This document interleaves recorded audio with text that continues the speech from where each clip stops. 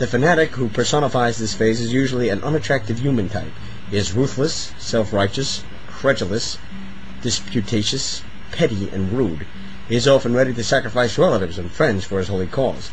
Absolute unity and the readiness for self-sacrifice which give an active movement its irresistible drive and enable it to undertake the impossible are usually achieved at a sacrifice of much that is pleasant and precious in the autonomous individual. No mass movement, however sublime its faith and worthy its purpose, can be good if its active phase is overlong, and particularly if it's continued after the movement is in its undisputed possession of power. Such mass movements as we consider more or less beneficent, the Reformation, the Puritan, French and American revolutions, and many of the nationalist movements of the past 100 years, had active phases which were relatively short, though while they lasted they bore to a greater or lesser degree the imprint of the fanatic. A mass movement leader who benefits his people and humanity knows not only how to start a movement, but like Gandhi, when to end its active phase. Where a mass movement preserves for generations the pattern shaped by its active phase, as in cases of the militant church through the Middle Ages, or as by a successive ascension of fanatical proselytes its orthodoxy and continually strengthened, as in the case of Islam, the result is an era of stagnation, a dark age. Whenever we find a period of genuine creativeness associated with a mass movement, it is almost always a period which either precedes or more often follows the active phase. Provided the active phase of the movement is not too long, does not involve excessive bloodletting and destruction, its termination, particularly when it is abrupt, often releases the burst of creativeness. This seems to be both true when the movement ends in triumph, as in the case of the Dutch Rebellion, or when it ends in defeat, as in the case of the Puritan Revolution. It is not the idealism and the fervor of the movement which are the cause of any cultural renaissance which may follow it, but rather the abrupt relaxation of collective discipline and the liberation of the individual from the stifling atmosphere of blind faith and the disdain of his self in the present. Sometimes the craving to fill the void left by the lost or deserted holy cause becomes a creative impulse. The active phase itself is sterile. Trotsky knew that periods of high tension and social passions leave little room for contemplation and reflection. All the muses, even the plebeian muse of journalism, in spite of her sturdy hips, have hard sledding in times of revolution. On the other hand, Napoleon and Hitler were mortified by the anemic quality of the literature and art produced in their heroic age and clamored for masterpieces which would be worthy of the mighty deeds of the times. They had not an inkling that the atmosphere of an active movement cripples or stifles creative spirit. Milton, who in 1640 was a poet of great promise, with a draft of Paradise Lost in his pocket, spent 20 sterile years of pamphlet writing while he was up to his neck in the sea of noise and hoarse disputes which was the Puritan Revolution. With the Revolution dead and himself in disgrace, he produced Paradise Lost, Paradise Regained, and Samson Agonistes. 118. The interference of an active mass movement with the creative process is deep-reaching and manifold. 1. The fervor it generates drains the energies which would have flowed into creative work. Fervor has the same effect on creativeness as dissipation. 2.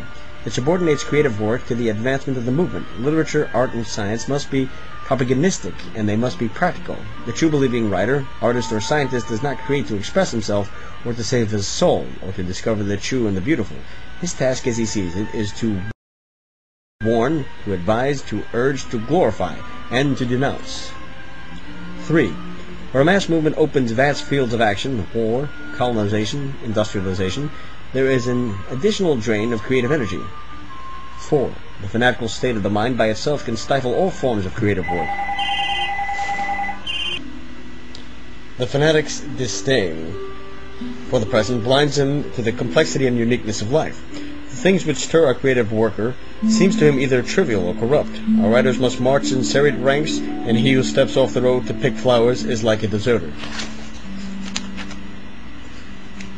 These words of Konstantin Simonov echo the thought in the very words of fanatics through the ages. Said Rabbi Jacob, 1st century A.D., "He who walks in the way and interrupts his study of the Torah, saying, 'How beautiful is this tree,' or 'How beautiful is this plowed field,' has made himself guilty against his own soul." Saint Bernard of Clairvaux would walk all day by the lake of Geneva and never see the lake. In Reinfinement of the Arts, David Hume tells of the monk who, because the windows of his cell opened upon a noble prospect, made a covenant with his eyes never to turn that way. The blindness of the fanatic is a source of strength. He sees no obstacles, but it is the only cause of the intellectual sterility and the emotional monotony. The fanatic was also mentally cocky, and hence a baron of new beginnings. At the root of his cockiness is the conviction that life and the universe conform to a simple formula, his formula. He is thus without fruitful intervals of groping when the mind is, as it were, in solution, ready for all manner of new reactions, new combinations, and new beginnings. 119. When an active mass movement displays originality, it is usually an originality of application and of scale. The principles, methods, techniques, etc., which a mass movement applies and exploits are usually the product of a creativeness which was or still is active outside the sphere of the movement. All active mass movements have that unabashed imitativeness which we have come to associate with the Japanese. Even in the field of propaganda, the Nazis and the Communists imitate more than they originate. They sell their brand of holy cause the way the capitalist advertiser sells his brand of soap or cigarettes. Much that strikes us as new in the methods of the Nazis and Communists stems from the fact that they are running or trying to run vast territorial empires the way a Ford or DuPont runs its industrial empire. It is perhaps true that the success of the communist experiment will always depend on the unfettered creativeness proceeding in the outside non-communist world. The brazen men in the Kremlin think it magnanimous concession when they say that communism and capitalism can continue for long, side by side. Actually, if there were no free societies outside the communist orbit, they might have found it necessary to establish them by ukase. Some factors which determine the length of the active phase. 120. A mass movement with a concrete limited objective is likely to have a shorter active phase than a movement with a nebulous, indefinite objective. The vague objective is perhaps indispensable for the development of chronic extremism, said Oliver Cromwell. A man never goes so far as when he does not know whither he is going. When a mass movement is set in motion to free a nation from tyranny, either domestic or foreign, or to resist an aggressor, or to renovate a backward society, there is a natural point of termination once the struggle with the enemy is over, or the process of reorganization is nearing completion. On the other hand, when the objective is an ideal society or perfect unity and selflessness, whether it be the city of God, a communist heaven on earth, or Hitler's warrior state, the active phase is without an automatic end. Where unity and self-sacrifice are indispensable for the normal functioning of a society, everyday's life is likely to be either religified, common tasks turned into holy causes, or militarized. In either case, the pattern developed by the active phase is likely to be fixed and perpetuated. Jacob Bruckenroth and Ernest Renan were among the very few in the hopeful second half of the 19th century who sensed the ominous implications lurking in the coming millennium. Bruckenroth, however you pronounce it, Burckhardt, saw the militarized society, ever premonition which sounds like utter folly, and yet which positively will not leave me. The military state must become one great factory. What must logically come is a definite and supervised stint of misery, with premonitions and in uniform daily begun and ended to the sound of drums. Renan's insight went deeper. He felt that socialism was the coming religion of the Occident, and that, being a secular religion, it would lead to a religification of politics and economics. He also feared a revival of Catholicism as a reaction against the new religion. Quote, "Let us tremble at this very moment, penance. The religion of the future is in the making, and we have no part in it. Credulity has deep roots. Socialism may bring back by the complicity of Catholicism a new Middle Age, with barbarians, churches, eclipses of liberty and individuality, and a word of civilization." End quote. 121. There is perhaps some hope to be derived from the fact that in most instances where an attempt to realize an ideal society gave birth to the ugliness and violence of a prolonged active mass movement, the experiment was made on a vast scale with which heterogeneous population. Such was the case in the rise of Christianity and Islam, and in the French, Russian, and Nazi revolutions. The promising communal settlements in the small state of Israel and the successful programs of socialization in the small Scandinavian states indicate perhaps that when the attempt to realize an ideal society is undertaken by a small nation with a more or less homogeneous population, it can proceed and succeed in an atmosphere which is neither hectic nor coercive. The horror a small nation has of wasting its precious human material, its urgent need for eternal harmony, and coercion as a safeguard against aggression from without, and finally the feeling of its people that they are all of one family, make it possible to foster a readiness for utmost cooperation without recourse to either religification or militarization. It would probably be fortunate for the Occident if the working out of all extreme social experiments were left wholly to small states with homogeneous civilized populations. The principles of a pilot plant practiced in the large mass production industries could thus perhaps be employed in the realization of social progress. That the small nations should give the Occident the blueprint of a hopeful future would in itself be part of a long-established pattern. For the small states of the Middle East, Greece and Italy have given us our religion and essential elements of our culture and civilization.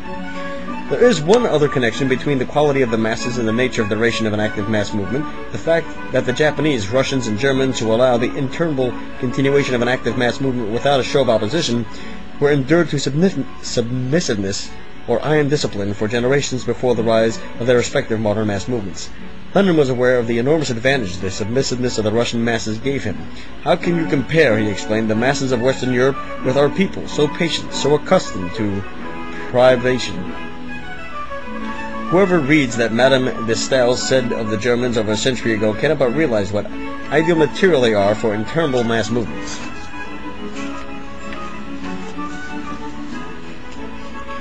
The Germans, she said, are vigorously submissive. They employ philosophical reasoning to explain what is the least philosophic thing in the world, respect for force and fear which transforms that respect into admiration.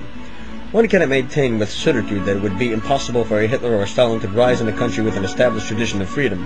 What can be asserted with some plausibility is that a traditionally free country, a Hitler or a Stalin, might not find it too difficult to gain power, but extremely hard to maintain himself indefinitely. Any marked improvement in economic conditions would almost certainly activate the tradition of freedom, which is the tradition of revolt.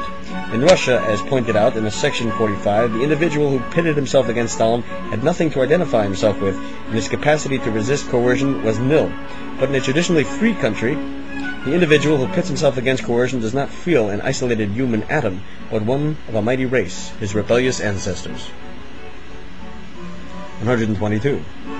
The personality of the leader is probably a crucial factor in determining the nature and duration of a mass movement. Such rare leaders as Lincoln and Gandhi not only try to curb the evil inherent in the mass movement, but are willing to put an end to the movement when its objective is more or less realized. They are of the very few in whom power has developed a grandeur and generosity of the soul. Stalin's medieval mind and his tribal ruthlessness were chief factors in the prolonged dynamism of the communist movement. It is futile to speculate on what the Russian Revolution might have been like had Lenin lived a decade or two longer. One has the impression that he was without that barbarism of the soul so evident in Hitler and Stalin, which, as Hercules said, make our eyes and ears evil witness to the doings of men. Stalin molded his impossible successors in his own image, and the Russian people can probably expect more of the same for the next several decades, obviously written before the fall of the Soviet Union. Cromwell's death brought the end of the Puritan Revolution, while the death of the Robespierre marked the end of the active phase of the French Revolution. Had Hitler died in the middle of the 1930s, Nazism would probably have shown, under the leadership of a Göring, a fundamental change in its course, and the Second World War might have been averted. Yet the sphere of Hitler, the founder of the Nazi religion, might perhaps even have been greater evil than all the atrocities, bloodshed, and destruction of Hitler's war. 123. The manner in which a mass movement starts out can also have some effect on the duration and mode of termination of the active phase of the movement. When we see the Reformation, the Puritan, American, and French revolutions, and many of the nationalist uprisings terminate after a relatively short active phase in a social order marked by increased individual liberty, we are witnessing the realization of movement to warn, to advise, to urge, to glorify, and to denounce. 3. Where a mass movement opens vast fields of action, war, colonization, industrialization, there is an additional drain of creative energy.